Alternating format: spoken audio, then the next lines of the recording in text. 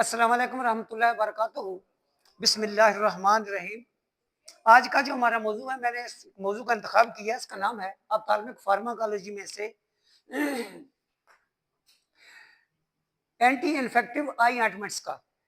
उसका नाम है Polyfax. Polyfax eye ointment, polymyxin B sulphate eye ointment. इसके सबसे पहले मैंने आपको आई ऑइंटमेंट की डेफिनेशन बतानी है। डेफिनेशन जो है उसकी एग्जांपल्स देनी है कि कौन कौन सी एग्जांपल्स हैं, कौन कौन सी आयोमेंट के नाम है, कौन कौन सी एंटीबायोटिक आयोमेंट्स होती हैं। फिर उसके बाद इसका मैंने इंट्रोडक्शन करवाना है आपको।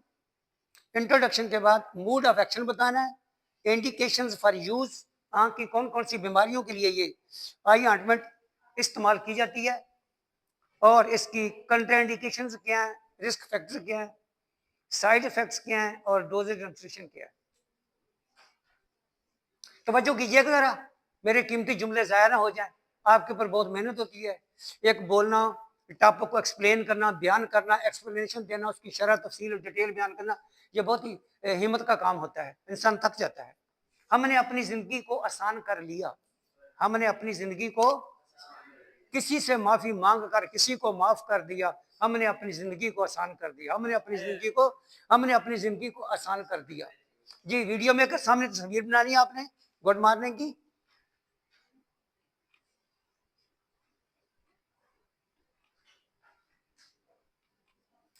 अब मैं आपको एक एक स्लाइड दिखाता जा रहा हूं और मैं उसी स्लाइड पर आ रहा हूं, उसी स्लाइड पर मैं आ रहा हूं जो एंटीबायोटिक आई ऑइंटमेंट है। कि जो ऑइंटमेंट होती है उसकी डेफिनेशन क्या है, वहां क्या लिखा हुआ है। आई ointment, what is an I ointment? एक आई ऑइंटमेंट क्या होती है? आई ऑइंटमेंट्स आर स्टेरल ऑइंटमेंट, जितनी भी होती हैं, जितनी भी ड्रग्स होती हैं, आई ऑइंटमेंट है, आई ड्रॉप है, टैबलेट है, कैप्सूल है, सिरप है, कोई भी दुनिया की ड्रग है, वो हाईली स्टेराइल होती है, वो स्टेराइल होती है। ये sterile preparation of medicine, medicine की स्टेरल प्रिपरेशन तैयारी होती है, फॉर्मुलेशन होती है।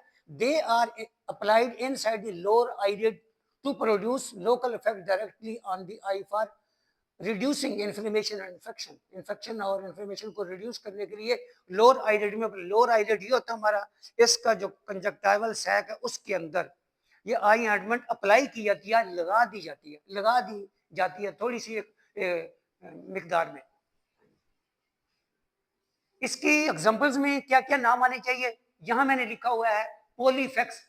पोलीफेक्स जो है एक ब्रांड नेम है, एक ट्रेड नेम है, इसका पूरा नाम पोलीमेक्सिन बी सल्फेट आई ऑइंटमेंट इसको कहा जाता है। ये एंटीबायोटिक ऑइंटमेंट है, एंटी इन्फेक्टिव ऑइंटमेंट है और ये anti microbial therapy I ointment है। दूसरी है टेट्रासाइक्लिन, ये भी एक ऑइंटमेंट है। टेट्रासाइक्लिन एक एंटीबायोटिक का ग्रुप भी है, ग्रुप ऑफ एंटीबायोटिक भी है, इसमें टेट्रासाइक्लिन ग्रुप को कहते हैं, ये टेट्रासाइक्लिन है। इसी तरह ऑक्सी टेट्रासाइक्लिन की आयोडीन आती है, ये आई में इस्तेमाल होती है। इसी तरह ये जो दो नीचे मैंने एग्जांपल्स लिखी हुई आयोडीन की, दो नीचे और एग्जांपल लिखी हुई हैं, ये कॉम्बिनेशन आयोडीन है। जैसे मेथाक्लोर आयोडीन है, ब्लीफामाइड आयोडीन है।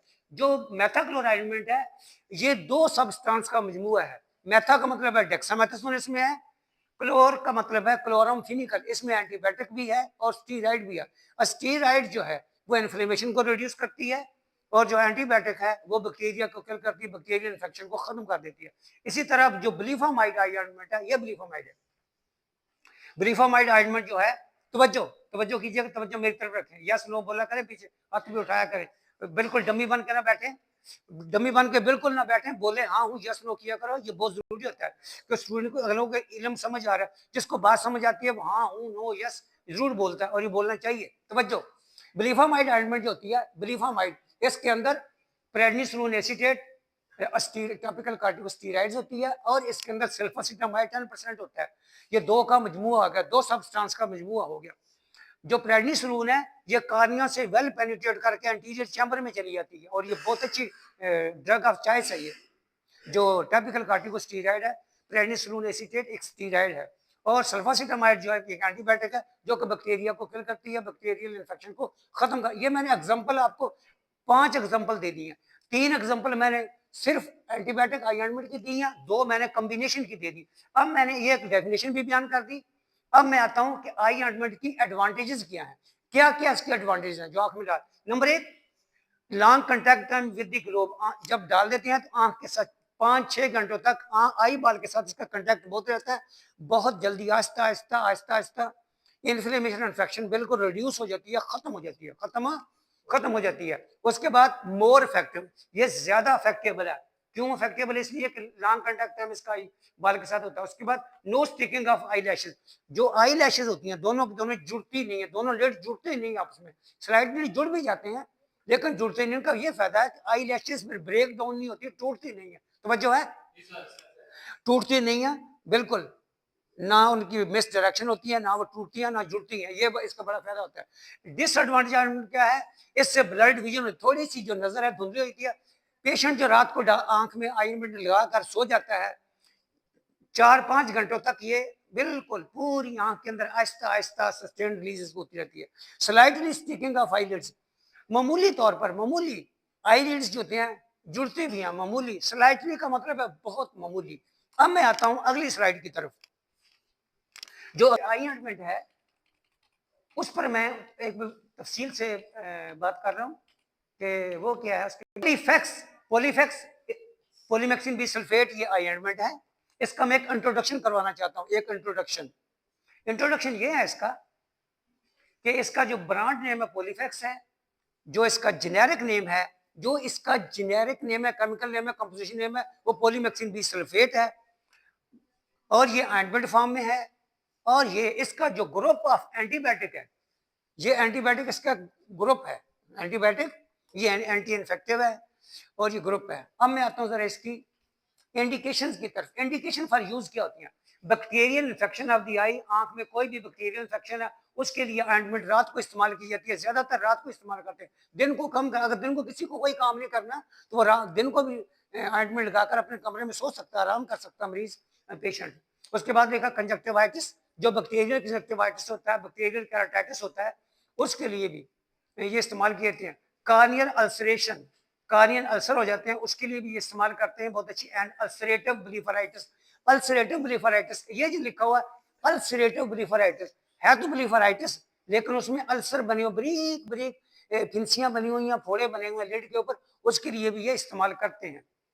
उसके बाद कंट्राइंडिकेशन क्या? अगर किसी भी पेशेंट्स को पॉलीमेक्सिन बी सल्फेट से एलर्जिक रिएक्शन है, हाइपर सेंसिटिविटी है, सीवियर एलर्जिक रिएक्शन, वो बिल्कुल ये इस्तेमाल ना करे। इसके लिए दूसरी ड्रग, दूसरी ऑइंटमेंट एडवाइस की जाएगी। अब मैं अगली एक स्लाइड पर आता हूँ। जो अगली स्लाइड है उसमें क्या है? इसके एडवर्स रिएक्शन क्या? नॉन इरिटेंट है ये। नॉन इरिटेंट का मतलब है आंख में कोई इरिटेशन नहीं होती, कोई चुभन चल नहीं होती, नॉन एलर्जिक है, एलर्जीनिक है, इससे कोई एलर्जी नहीं होती। लेकिन आमतौर पर लिख दिया जाता है कि एलर्जी अगर होती है तो ना इस्तेमाल करें, लेकिन होती नहीं है, सिर्फ ये लफ्जों में लिखा जाता है, लेकिन ये लिखना जरूरी होता है। डोज एडमिशन क्या? अप्लाई ए थिन फिल्म 1 और 2 टाइम ए डे, सुबह शाम लगानी चाहिए। लेकिन अमूमी तौर पर जो ऑइंटमेंट है रात को इस्तेमाल करते हैं, कोई मरीज ऑइंटमेंट डालकर आंख में सो जाता है और बहुत अफेक्टेबल होती है, लॉन्ग टाइम इसका कंटेक्ट होता है और आंख में जो इन्फ्लेमेशन है और जो इन्फेक्शन है बिल्कुल वो रिड्यूस हो जाती है। सुबह उठता है नीम गर्म पानी करके उसमें कॉटन डिप करके, नीम गर्म पानी करके उसमें कॉटन डिप करके कॉटन को जरा निचोड़ लेना चाहिए, सूखी कॉटन आंख के ऊपर नहीं लगानी चाहिए।